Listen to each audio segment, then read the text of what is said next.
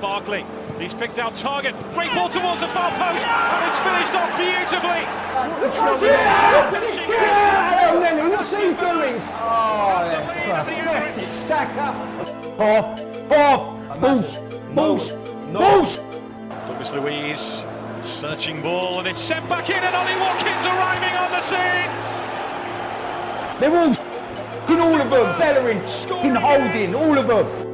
Grealish again on the move for Aston Villa, and this is Ollie Watkins. Load of he ain't good enough for Arsenal. People are mad. I said, Grealish ain't good enough for Arsenal. He ran all over us there. Him balls, him crap. Absolute tactics were him. The players are him useless. Him piles of him Willian, all of them off. Load of all of them. Every single player on the pitch today. Useless bunch of embarrassing. What kind of performance is that? Bullshit performance, bullshit managerial decisions, all of it. Now we've got to sit for 2 weeks through Gareth Southgate. You.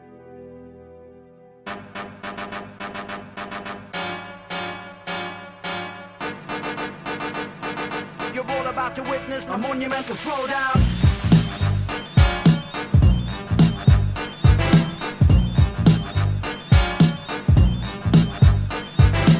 Yes, welcome back to another episode of FPL Bros. We're up to episode 34, and we just thought we'd hit you with a little preview of the international break and also looking back on our Gameweek 7, I think it was. Yep, Gameweek 7 reflection. It was Gameweek 8, actually. It's just coming up on my screen right now. It's Gameweek 8. So, yeah. Do you know just what? I missed Gameweek 7. That's why I think I was thinking back to Gameweek 7. All right, wonderful. So, yeah, as we're recording, I think England just finished their friendly against the Republic of Ireland, which is 3-0. England? I thought we were going to talk about Ghana's game today with Sudan, where they won 2-0. Who? Ghana played today, didn't they? No, I'm just kidding.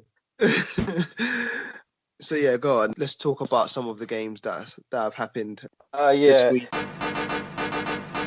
You're all about to witness a monumental throwdown. But first, we'll do the scores as always. And even though I had another frustrating week, or do you want to start first? No, you go first.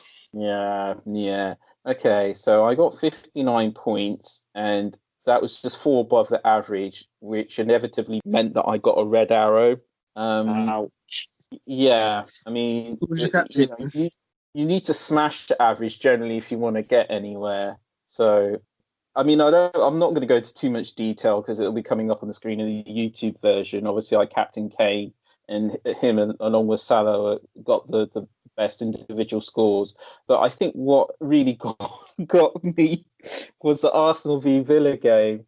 And I mean, I don't know. I just don't know. And maybe I shouldn't complain because it's been that kind of season and a lot of people have been getting the thin end in many of the results that we've been having so far. But I honestly thought that Arteta had sorted that defence out. So, of course, I took out Wan-Bissaka, who I only think got 2 points anyway, for Bellerin. And then they go and lose 3-0. And so he gets 1 point. And my goodness me. And you were saying, no, it was Jamie. Jamie actually said on the chat, didn't he? He said, when Arsenal beat Man United 1-0, he said, well, if I'd been there, you would have got that prediction right. I would have reined you all in. Great. Yeah. So we have him on the show. He completely fails to rein me in when I talk about Arsenal's fantastic defence, how I'm going to get Bellerin. And this is what happens. But I'm calm. I'm chill. It's going to be a calm, relaxing season for me. I've accepted I'm never going to win the Originals League. I'm just Don't say that. You're only second. You're second. You're so close. Oh dear, it's slipping away. But I think this is where reality hits home. I had a decent enough start, but I'm running out of ideas as usual. But yeah, how about you? Yeah. Oh, by the way, yeah, I'm at. Sorry, I just wanted to say I'm at 288k in terms of an overall rank, which could be worse, I suppose. So that's one saving grace. Because before Sunday or Monday, I think I was at 400k. So it's not too. Sorry, Yeah. go on. No, so my week was actually quite good for a change. Finished with 73 points, which was a nice green arrow for me. The star of the show was Mr. Ollie Watkins. Finally returned after me putting faith in him, and brilliant performance against Arsenal. Kane was the captain, so he came through as well for me. You can't really go wrong. I think I've captained him it wasn't the last 3 game weeks, because I think I changed it to Sterling for one of the other game weeks. But Kane is being Mr. Consistent right now, so I'm quite liking that. And yes, some other players returned. Taylor got a clean sheet, Justin got a clean sheet, McCarthy got a clean sheet, Rashford scored, even though he didn't manage to nick that goal off Fernandes, which I was disappointed with. And Zaha also, did Zaha score or get an assist? But he got me points. Yeah, I think it was an assist, actually. Yeah, it was an assist. Yeah. So, yeah, overall, I was pretty happy with my game week. I'm pretty happy with the team. Some surgery needs to happen, but I think we'll go into that in more detail at a later point in the pod. Yeah, no, I mean, just before we move on, I noticed that you don't have Salah in your team anymore. And I think the obvious advantage of that, or at least the advantage for Game Week 8, is that you were able to spread the cash a little bit around, I think. Have I got that right? Yeah. So I thought about Salah, and I thought of the fixtures he had coming up at the point where I was thinking of bringing him in. I compared him to some of the other guys I had, and I thought I don't really see Salah going wild, especially with the spread of goals at Liverpool right now. It's not just Salah who's returning, it's Salah, Mane, and now Jota. And now Jota, So I thought, well, looking at Tottenham, it's mostly Son and Kane. Looking at the Everton team, who are in form, DCL is a must-have, but Rodriguez is very cheap. He's, just under half the price of Salah, and he is, doing just as well as him. And then I thought about Rashford and Zaha. Rashford is the main man for Manchester City. At the time I had him in, and he was cheaper than Salah, so it didn't make sense to take him out. But also looking at Zaha, he is literally the main man for Palace, and he was winning a lot of fouls and stuff, and I was thinking he would be taking penalties too, so I couldn't justify bringing Salah in at that point. However, moving forward, I can see Liverpool's fixtures are turning, so I might bring Salah, because some of the other teams are going to have harder fixtures now. Yeah, so obviously, well, fair enough. You're all about to witness a monumental throwdown. So if we just move on to the first topic, I don't think we need to do a preview just yet, because Game Week 9 is not until the 21st of November. So that's like a good week away, week and a half away. Yeah, and a lot. Man. So was there anything you wanted to bring up first? Because I know I mentioned in the chat that perhaps the Chelsea defence should be turning some of our heads, or is there something else you wanted to bring up before that? No, not really. We can just go for the usual stuff. Yeah. Obviously, after me spending a season and a half banging on about how Frank Lampard doesn't know how to defend, the Chelsea team managed a clean sheet. Or did they? No, wait. Did they manage a clean sheet? I'm getting ahead of myself. No, they didn't. They didn't. But some of the defenders. Yeah. I mean, basically, Chelsea, they managed a clean sheet against Burnley, and then against Sheffield United, even though they conceded one, Chilwell got on the score sheet. So basically, what you're getting for your money is attacking defenders. We know Chilwell likes to get forward. Reece James, when he plays, he likes to get forward. And Zuma's chipping in with some headed goals. I think he's got 3 now. So even if you don't get a clean sheet with Chelsea, and Frank has got that team playing the way he wants, they're unlikely to take a spanking. Are you looking at a good chance of attacking returns with a Chelsea defender as well? Good question. Good question. I think Chilwell is worth it for his price. Comparing him to Trent and Robbo, and if you remember in previous years, Trent and Robertson used to be 5.5 and 6 mil, respectively. Yeah. And then after they had their amazing season, they both went to 7 mil. Yeah. And then this season, Trent went to 7.5 and Robertson was still at 7. Now, Yeah. Chilwell being at 5.7, and with the fixtures he has coming up, and with the performance he's displaying right now, he is definitely one to definitely consider, I'd say. Yeah, I have to admit, even though I like to be patient with my players, well, I was going to say I wanted to keep the patience with Alexander-Arnold, but I think that decision's being made for me by the looks of things. Yeah, I mean, the last I heard, they were talking like a couple of months out. Seriously. No, that's too much. Okay, that might not be too much, but the thing is, he's expensive, and obviously he's taking up a lot of my budget, and if he's not going to be playing, I might as well make the shift to Chilwell. The thing is, though, everybody's noticed how good Chilwell is. It's not just me. And he's currently at 28% ownership. By the time the international break's over, I'm expecting that to be at 30 or 35. And I reckon a lot of people are going to use the wild cards as well. Yeah, that's right. If they could even higher, you're absolutely right. And so the advantage of having him is not going to be great. But the thing is, points are points, if everybody's getting the points, and so be it. DCL's not a secret anymore. Every time he scores, everyone gets points, but that's just how it goes. Chilwell certainly, and we know how he likes to get forward because he was doing that at Leicester all the time as well. And Frank seemed quite happy to have him do it. And in fact, I think he actually said in an interview, because at the Sheffield United game, I think it was Ziyech who pinged the ball into the far post, and then Chilwell arrived just to kind of slot it in just as the ball was about to go out. And then he actually said that they've been practicing that, him attacking the far post when the ball gets crossed over. And if Frank's asking him to do that, it's like a gimme, really, isn't it? Yeah. So anyway, so there's Chilwell, obviously, and then Zuma, who's actually got 48 points. Chilwell's got the 41. He's a centre-back, and it seems like him and Silva is the preferred choice for Frank. And clearly they're aiming for him at corners as well. Plus he's cheaper. Zuma is a good shout. He's cheaper. He's an attacking threat with aerial balls.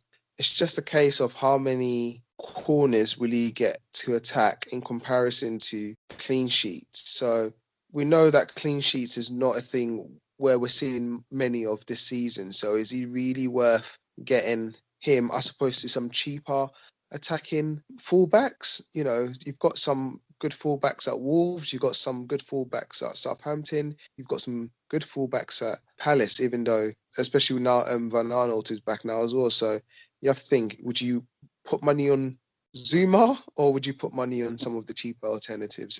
It's a tough one. It's true. The price is a factor, certainly. And then obviously there's Reece James, but... Yeah, I would say the problem is his game time isn't guaranteed.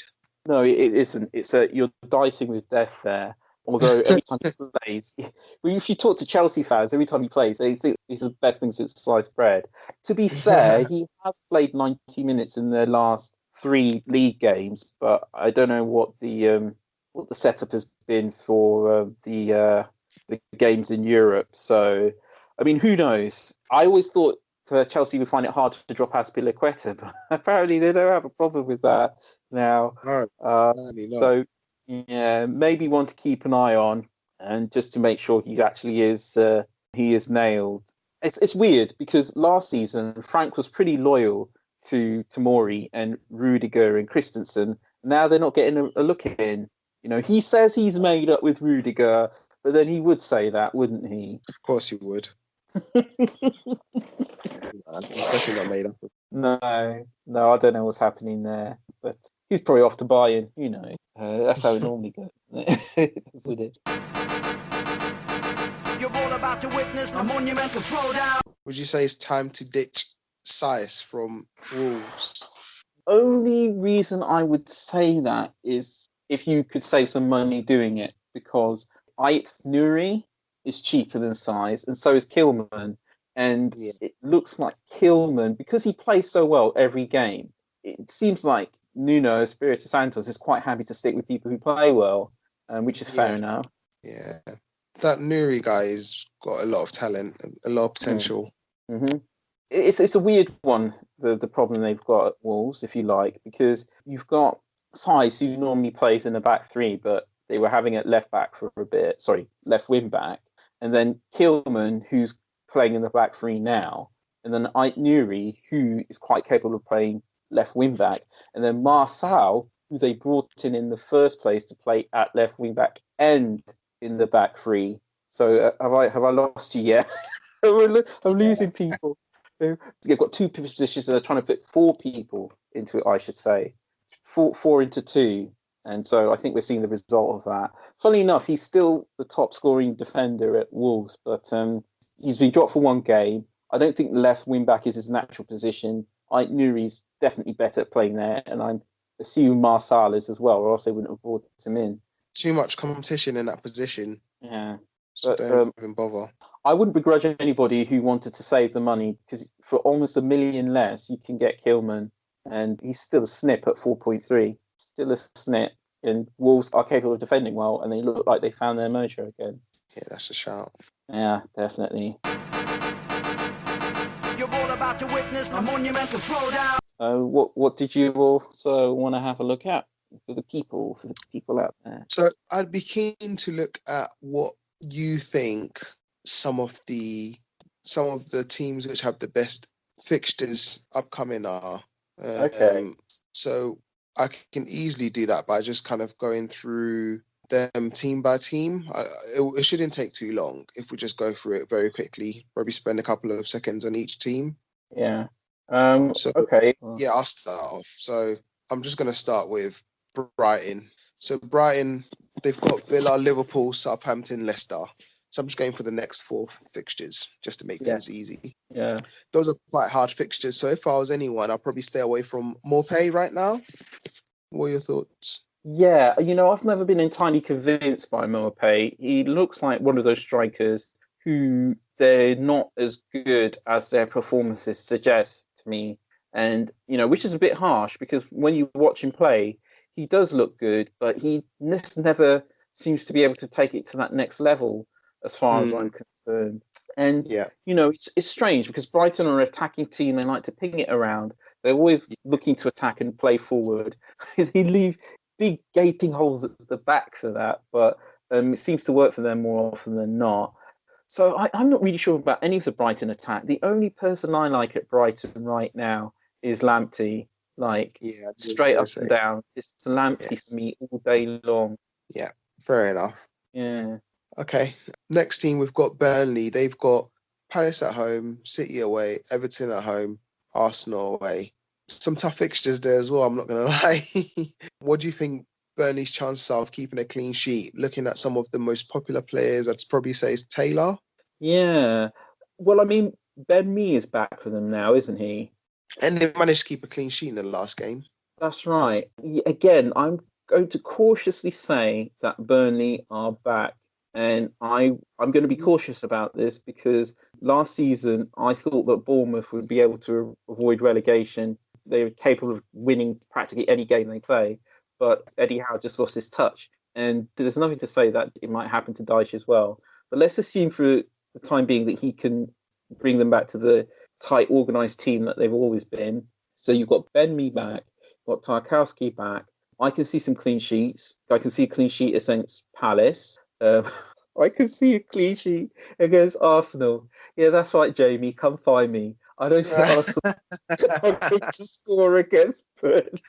It's as simple as that. Well, when they've got no creativity, I don't see any goals. So, yeah, to be fair.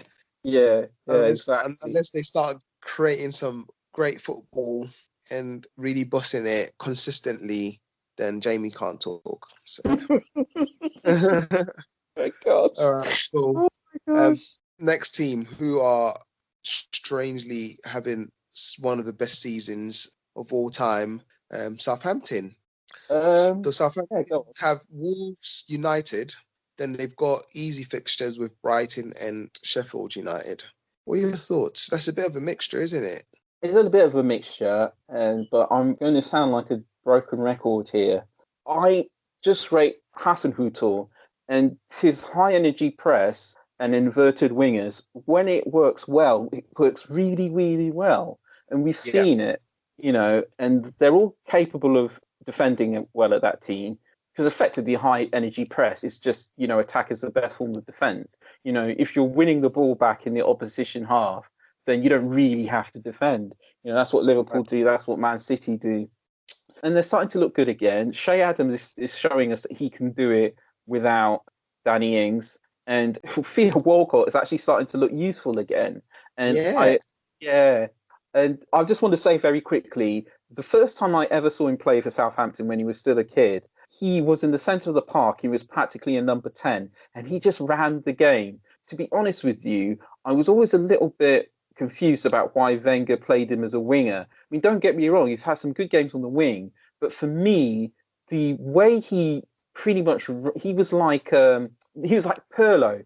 He was like a little South Coast Pirlo when he was first at Southampton, and now they seem to be playing him down the middle again. I think he, being back at home, I think he just might have rediscovered his touch. Yeah, no, he definitely looked good in that game, and you're right.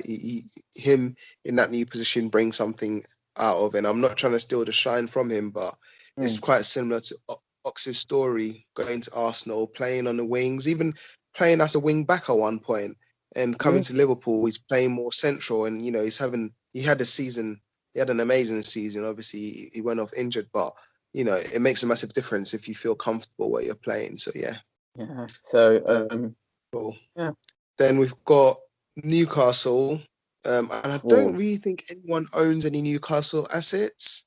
I think there's still a few people, including the FPL Bros team.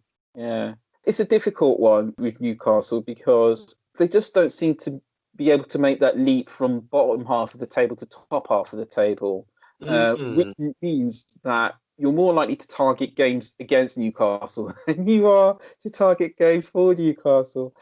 Again, I don't want to take anything away from Wilson, but he's a streaky player. You've got to catch him when he's in the groove, because otherwise you have you banging your head against the wall. Yeah. If Steve Bruce decides to play Fraser a lot more with him, we might see something happen there. I'm just not interested in the defence or any other position. If you're after a cheap keeper, and if for some reason you don't want to have Martinez or Matt Ryan or McCarthy, then I suppose you could go for Darlow, because I don't know when Dubravka's coming back, and I think you can get Darlow for a snip. Or have I got that wrong? Let me just check. No, you haven't. Well, no, he's 5. Yeah, no, they're asking 5 million for him now. Cheeky. Anyway, they do have Chelsea, Palace, Villa, and West Brom coming up, so there is a chance they can keep at least 2 clean sheets from those games. It's true, but if I were going to go with a Newcastle player, I mean, I suppose it'd be Wilson or St. Maximin, really. But I don't know. I mean, there was some talk about that guy, what's his name? The one who takes some set pieces. Murphy? Do you know what? I just have to like the look of any of them, to be honest with you. All right, fair enough. Let's move on. All right, so moving on from Newcastle, we're going to fairly big teams. So you've got Everton, who have started out quite well. Their next 4 fixtures are actually quite good offensively, I believe. They've got Fulham, Leeds, Burnley, and Chelsea. Yeah, I think I'd be watching Everton with interest. Let's just see how quickly they can get things back on track. Okay. Anything can happen, but they're going to have Richarlison. So would you double up still? So they've got Fulham, Leeds, Burnley, Chelsea. Yeah, that's right. Would I double up on Everton?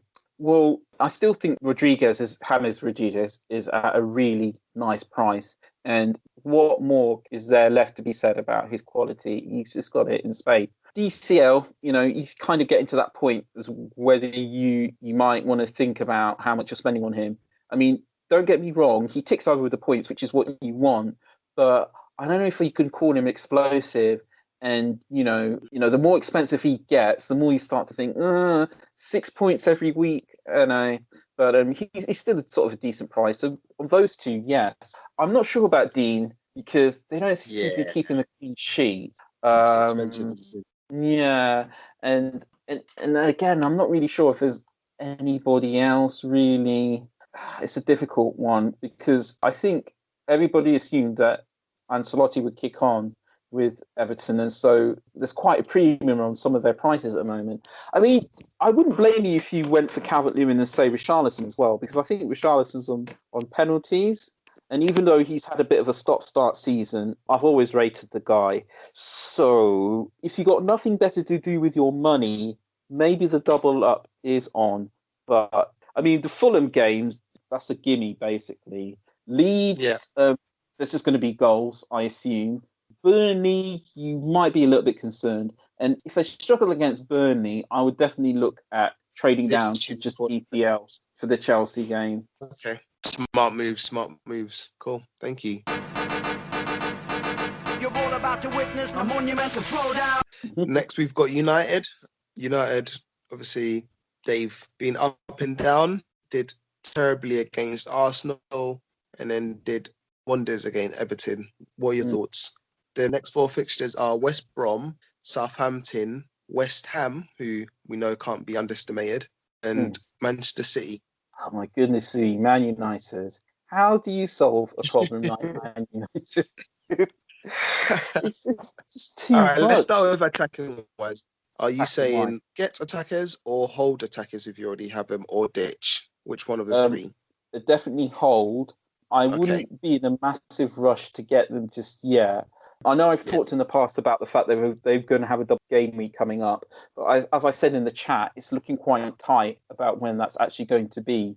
And if it's not just before Christmas, it might be, just after. So there's still plenty of time to get them in before they actually do get the double game week. This shouldn't be a massive rush now. I certainly wouldn't ditch with WBA coming up. I mean, again, that's another gimme. Southampton's that's going to be some good points. Yeah. Southampton's going to be an interesting one. We'll see if Man United play it like get the Southampton who turned up at Spurs or what, because they could have some joy there. West Ham should be an interesting one because Man U versus West Ham normally does throw up some interesting results. And again, David Moyes might have a point to prove. Yeah. And the last is City. Well, see, this is the thing. For the longest time, for most of the season, actually, I've been thinking, I don't know if this City are quite, the City of old. Even though they're winning games, they're not thrashing teams, which is what you want. If you're paying 10, 11 or 12 million for a midfielder, you need them to be getting like 2 goals, don't you? Really? Yeah. Having said that, Jesus is back, so a lot of people are saying that's going to improve the attack. Actually, I just want to say one thing. I think the last Man City game, De Bruyne actually missed a penalty, and everybody was so surprised he missed the penalty, and everybody's so surprised every time he has a bad game. But I'm not. He's not perfect, and he does have bad games, and he can't do it all on his own. And so what I would say to people is that he's not quite as reliable as you think. And part of the reason I say that is because when he first came to Man City and he was starting to get a lot of games, I actually put him in my team. This is going back maybe 4 or 5 seasons ago even. And he was quite a frustrating person to own because it was a talent, but there were plenty of games where no matter how hard he tried, it just didn't come off. And now you've got to pay 10 or 11 million for him. All I'm saying is just be careful. That's all. I still like the look of Sterling. I mean, he's there to score goals. What more could you want? And if he doesn't score them, he's probably going to get fouled for a penalty. It's all good, So that's how I see it anyway. And Man United versus Man City with Jesus playing, or even if Aguero's back and fit and ready to start, which I doubt. Yeah, it's not looking good for him, is it? They're not expecting him back until the end of the month. So we'll just see. I think with the Man United, I guess Fernandes, if you want to spend that money, Rashford still looks good to me. I've still got faith in Greenwood, although for some reason people don't seem to think he's going to be as good this season as he was towards the restart period. But the only question I would say to that is, well, why? He's playing in the same team, he's playing in the same position. Why is he suddenly worse? I mean, out of Fernandes and Rashford, he's cheapest. So I say... Well, we did see in the last game, he didn't start, did he? They started Van de Beek. No, that's true, actually. But the thing about Solskjaer is I'd like to think he knows when he's got a good thing. And let's face it, even though the restart period, they didn't have really any tough games through the restart period, and which is how they built up a lot of their momentum.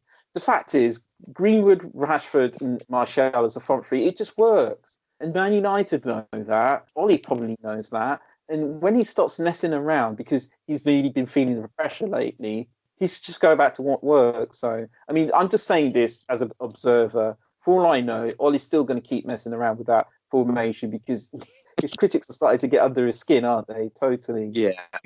You see that last interview? You go, well, they were just put there Was and fuming. set up to lose. Everybody wanted them to lose. It was them losing. So it's all right, mate. It's all right. We've been thinking that since you took the job, not just since last week. Yeah, he was not pleased one bit, was he? No. Cool. All right. That's good. So that's United covered. Next, we're going to breeze through the remaining ones. So we've got Palace, who obviously shocked Leeds with a result. And they've got some good fixtures coming up. They've got Burnley, Newcastle, West Brom, and then they've got Spurs. Yeah. Yeah. Well, I mean, you've already mentioned Zaha. Again, what's left to be said? He's practically playing up front this season, so he's out of position as a midfielder. I know Jamie mentioned Eze, and I was more like kind of wait and see. But the quality of that free kick he took, oh my days. Brilliant, wasn't it? It went straight in. It was very, very slick. If I just have a quick look about how much you can get him for, 5.8, I'd be very tempted if you had a slot around that price point and you were wondering what to do with it. So, yeah, I mean, again, the Palace aren't going to knock your socks off. Most of the time, they're not going to score more than one goal. But again, it's about what you get for your money. And Scott Dan seems to be back. There was a time where you could rely on him to head in a goal. And and then he became very expensive. But he's yours for 4.4 now. So you could do a lot worse. The occasional clean sheet, which we know the Palace are capable of. And certainly with those fixtures, obviously we don't know what's going to happen when they face Spurs. But, you know, if you've got a run that features Newcastle and West Brom, why not? Yeah, I agree. I agree with you on that one. Then you got Leeds and the real deal, Bamford. So they've got Arsenal, Everton, Chelsea, West Ham. Not easy fixtures at all. But Leeds have already proven that it doesn't matter how big of a team you are, they will score against you. And they've done that against almost every single team this season. So what are your thoughts? That's true. So, Pistol Patrick Bamford showing us all how it's done. Yeah, I'm still keen on the guy because he's going to get chances. And, you know, some of these teams aren't as tight as they should be, as in Everton and Chelsea. I still don't know what's happening with the Arsenal defence. And West Ham are also capable of leaking goals. And with the way Bielsa sets up, he just seems to know how to break anybody down. Whether they're going to keep a clean sheet at the other end, also obviously is another story. So Bamford's good. The fullbacks who I mentioned right at the beginning of the season, Dallas and Ayling, they also might be worth, I think it's 4.5 for each, particularly Dallas, because sometimes Bielsa plays him in midfield. So, you know, he could be worth a shout. I'm not really sure about the rest. I know, like, Jamie and James have got Costa in their team, haven't they?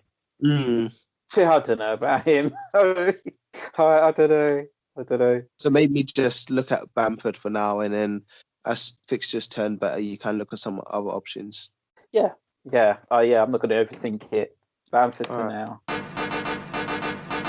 You're all about to witness a monumental throwdown. Then next we've got Chelsea. They've got an average set of fixtures coming up. They've got Newcastle, Tottenham, Leeds and Everton. Obviously, Chelsea have a lot of midfield options and attacking options.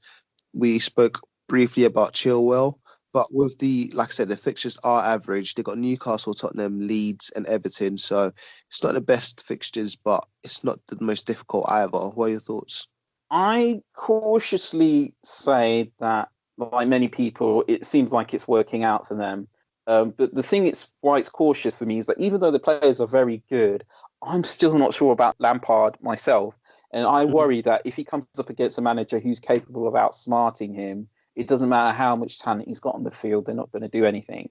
Having said that, Werner is quite obviously going to be worth the money. And he's on penalties now. It's just insane. I have to eat my words about Ziyech, because when he got a start a couple of weeks ago, I mean, he had one shot and one goal. I thought, oh, well, he didn't really do much. But in the last game, he did a heck of a lot. So he's yours for 8.1. If Havertz is fit, he's yours for 8.3. And obviously, there's the perennial favourite, Pulisic, but I don't know when he's going to be back. He's 8.2. And yeah, he's done his hammy, and they don't know when he's going to be back. I know I mentioned Mason Mount before, purely because of his price. Do you know what? I'm not going to say anything more. I want you to weigh in on that. What do you think? Because you weren't there the last pod when I mentioned him. I don't think Mount this season is Mount last season, and I don't think he's someone I'd even dream of touching. There's way better options out there. Like you said, Ziyech is a good option. Pulisic, when he comes back in form, will, I reckon, be in that team as well. And they've got, on the bench, you've got your Tammys, who obviously plays more in the attacking role, but you never know with Frank and how you set up the team. You've got your CHO, so you've got your Callum Hudson-Odoi, that's it, sorry. You've got him as well, playing well, who's trying to break into that first team. So you've got quite a few options there. So I wouldn't touch Mount right now. As much as Frank loves him off, I'm keeping away from him. Yeah, and Callum Hudson-Odoi is only 5.7 actually. So if he gets to play more, he'd certainly be worth it. I think worth the risk as well. So yeah, there's a number of midfielders we've mentioned around that kind of sort of 5.5 to 6 bracket, and even though they may not necessarily always play, they've all shown themselves to be talented and capable of getting points. So it might be a risky pick, but one that just might pay off, especially with some of these fixtures. You're right, the run itself is kind of a bit of a mixed bag, but I mean, they can get something against Newcastle, and I think they can get a goal against Everton, even though they might not necessarily win the game. And the Leeds one is going to be mind-blowing, but Tottenham, I don't know what's going to happen there. Both managers might just not want to lose that game rather than going out to win it. So that could be quite a low-scoring affair. That's famous last words, though, isn't it? Famous last words indeed. And I'm going to do one more. And I think what we're going to do is we're going to cover half the teams this pod. And I'm sure we're going to have another pod later on because it's a long break. So we'll probably cover the other half in that pod. Definitely. So it'd be good to get some feedback as well from people. Just let us know if you're finding these going through these teams helpful or not. And if you want us to do anything else on top of that. And also hit us up with your questions as well on Twitter at the moment. If you get to @FPL Bros, hit us up with your questions too. Yeah. Finally, we've got Sheffield United. Very, very boring team this season for me. I do hate to say that because last season they were very exciting. The contrast is like ridiculous this season, don't you think? It's mind-blowing. Sometimes, I think I mentioned this before, a big part of selecting players and even doing transfers is getting players who are hungry and keeping them hungry, rather, I should say. And I can't help wondering whether some of the Sheffield United boys think, oh, well, that's it, we've done it now. Got promoted to Sheffield United. Put myself in the shop window, see who else is going to come up for me because I'm done with this team now. They seem to have lost a bit of their edge. So, I'm worried for them. It's the headline. That's the headline. They've got West Ham, West Brom, Leicester, Southampton. Yeah. Apart from West Brom, I really do think that they're going to be the bad end of the rest of those fixtures. Yeah. I agree with you on that. Cool. As far as who I would have in their team, I can't really think of anyone. Just can't, because the problem with Chris Wilder is that he's always messing around with his attack. So, who's going to play there? Poor old, is it Ryan Brewster? Yeah. You're watching a game and he's clearing shots off the line. You think, you don't want your striker clearing shots off the line. I don't think he's getting much service there. I mean, if you want to only play two strikers up front and have one on the bench who's going to get 1 or 2 points, then by all means put him in your team. But I don't think the rest of the team are much use for anything. There's very little that convinces me that you're going to get points out of Sheffield United. I may be eating my words later on, but at the moment, nah. No, I hear that, and I agree with you on that as well. Yeah. Cool. You're all about to witness a monumental throwdown. Well, we've covered half the teams this week, or in today's pod, I should say, and we'll cover the other half in the next pod in the same format. But yeah, it's going to be interesting keeping an eye on some of the international games, seeing how some of the teams perform. I did look at the Portugal game just to see if Jota played, but Ronaldo was back. Right. But Semedo played. He played well, and Silva played as well, and he played well. So, wow. You know, I haven't really seen Silva play much for City this season, so just maybe something to keep an eye out there for. But you know, it's just kind of a FYI. Yeah, I think Pep's got that problem where as he increases the game time of some of his fringe players like Foden, you know, and he's obviously trying to get Torres up to speed as well. Inevitably, the big stars of a couple of seasons back are finding theirs being pushed back a bit. And as well, I think Mahrez, certainly for costing 60 million, correct me if I'm wrong, but isn't he still City's record signing? I could be wrong about that, you know. Mahrez? So it's a difficult one. Sorry? I don't think Mahrez is City's record signing. Oh, okay. I thought it was maybe Rodri, or it's possible he even paid more for Diaz actually. Anyway, yeah, he's got a problem there, but I do expect to see a lot more from Silva at some point. Definitely, he's just got to start playing these people more, and but yeah, it'll be interesting. Yeah, obviously, I saw that DCL took a penalty for England, and that certainly raised my eyebrows. What did you make of that? I actually didn't watch the game. I just saw the highlights. But yeah, I did see him take the penalty, and I was quite shocked that he took it. He's not really a penalty taker for Everton, is he? No. So him taking the penalty for England was a bit of a surprise, especially with some of the players on the field. Yeah. I mean, to be fair, what happens in the national team doesn't reflect what could happen in the Prem, but it is something. It is food for thought. I do get where you're coming from. Yeah, I suppose so. No, you're right there. It is in many ways it's quite different, but I still couldn't help thinking, you know, interesting. Yes, exactly. Plus, it was a decent penalty as well. You know, it was not like my man Lookman. Oh, dear. Oh no! Don't. Oh my gosh! I feel. You know when you watch something, you cringe. Yeah. Literally, that's what happened to me when I watched that. It was horrible, wasn't it?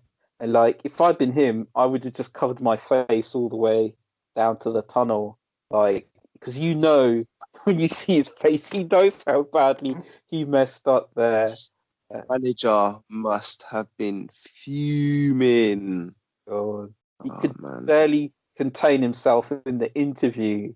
Like, he must have been getting all sorts thrown at him: teacups, pizza, boots, chalk wipers, shin pads, the tactics board, everything just ping, ping, ping, bam, pow. Wow.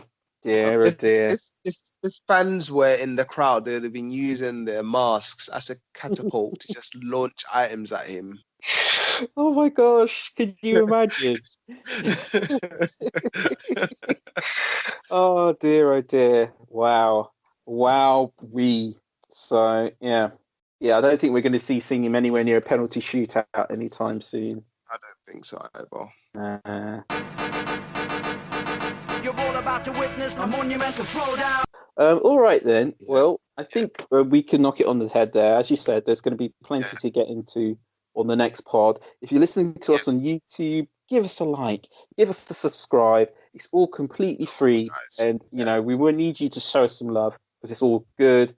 We've got the Twitter handle. The link is in the description as well. So if you listen to the YouTube version, click on there, go straight to our Twitter feed, and hit us up with some questions or just for general chat. It's all good. So yeah, I think that's all that's left for me to say is good night. Take care, guys. Have a good week and speak to you very shortly.